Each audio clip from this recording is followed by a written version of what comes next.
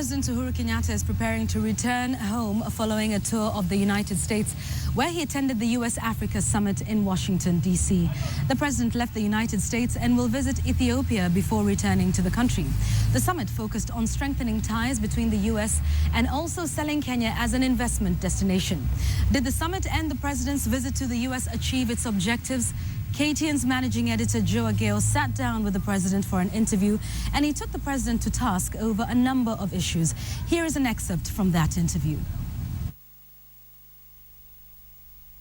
You've been here for the last couple of days, and what is that one thing that Kenyans listening back home can see, this is what our president came back with? The critical thing is that I believe that this particular summit has managed to put Kenya and Africa on the US map in a manner that has never happened before. So I think that first and foremost. And we have now American investors, we have American businessmen looking at Kenya and Africa as a whole from a different light.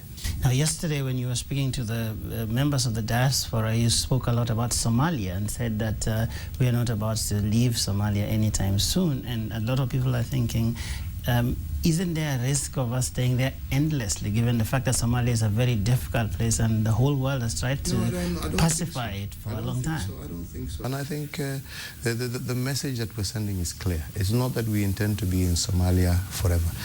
And I think what I said, so that we are very clear, is that we intend to be in Somalia until we are able to deal with this threat of Al-Shabaab. Yeah? And I think with each passing day, and one of the great things about going home is the understanding amongst many of our international partners, the United States, our neighbors, that all of us have to do a lot more to deal with this threat of insecurity caused by Al-Shabaab. And we need to all intensify our works to make sure we protect ourselves. And that is what I was telling our diaspora, that we should not succumb to pressure of a group that ultimately poses a threat even for our own stability and prosperity. We must work together to be able to deal with that, and we should not and cannot be intimidated by that group. Because even if we were to leave, all we would be doing is creating space for them to commit more terror on our people. They had committed terror before the entry of Kenyan troops into Somalia.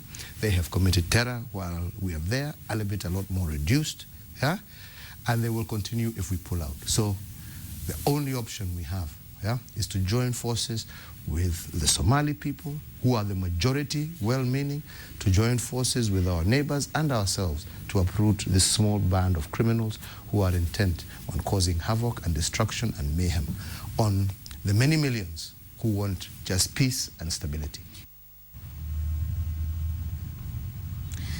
The full interview of that runs later on this evening. That's at 9 p.m. on KTN Weekend Prime.